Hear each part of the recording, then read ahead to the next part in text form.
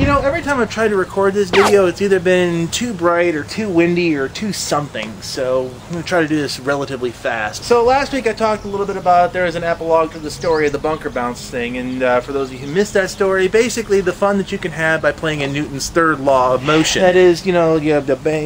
Yeah, and let me tell you guys this, if you did catch last week's story, don't do it.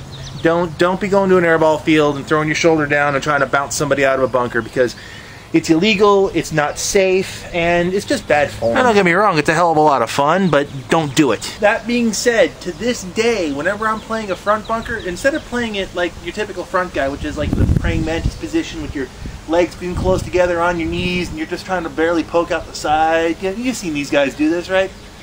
I do it a little bit differently. I still keep the tight stance, or try to anyway, as tight as I can get. But I also have this tendency to take my other leg, I'll stand this way you can see it, I'll take my leg and I'll throw it out like this.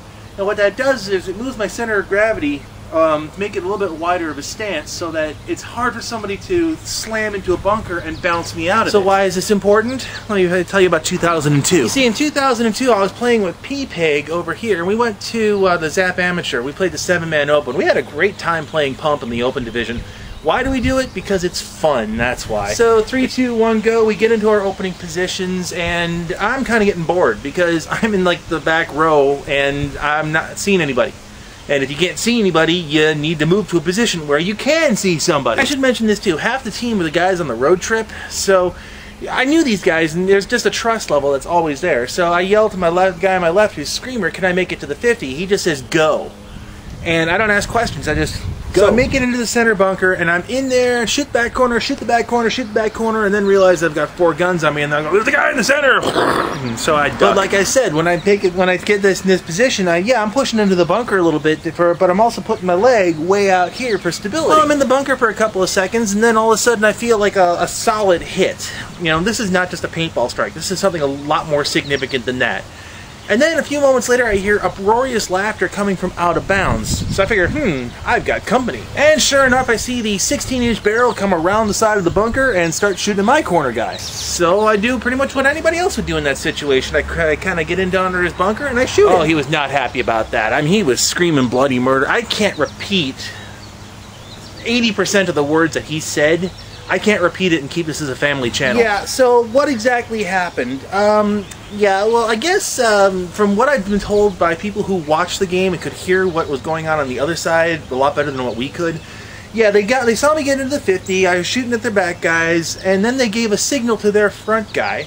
Their front guy takes off, gets towards the 50, and then just before he dives into the H bunker, people in the audience said they watched him throw his shoulder down. So as I understand it, he went in with the intention of bouncing me out the other side so that his teammates could shoot me, and ended up bouncing himself out of the bunker. And before you ask, no, we didn't take that game, but then again, a lot of people who are watching the game from out of bounds are saying, oh, those guys in the corners were wiping, they were cheating, and I just figure, whatever. So the upshot is, because of both those incidents, to this day, if I am playing a front bunker and I have to play it tight, you're not going to catch me playing it like in the praying mantis stance. It's just not going to happen. But let me state this for the record. Now, if it ever becomes legal, if it becomes safe to do, that you can run up to a position of an airball bunker and you can throw your shoulder down and bounce somebody out of it, I might have to go back in the tournament play, because it is just so much fun. And all you stickly little front guys, then if that ever becomes a reality,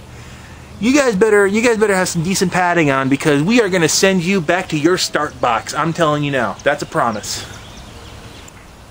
And I know story time's over now because I'm out of dew.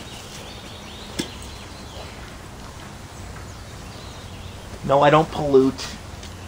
I don't leave these things all over the place. That's just rude.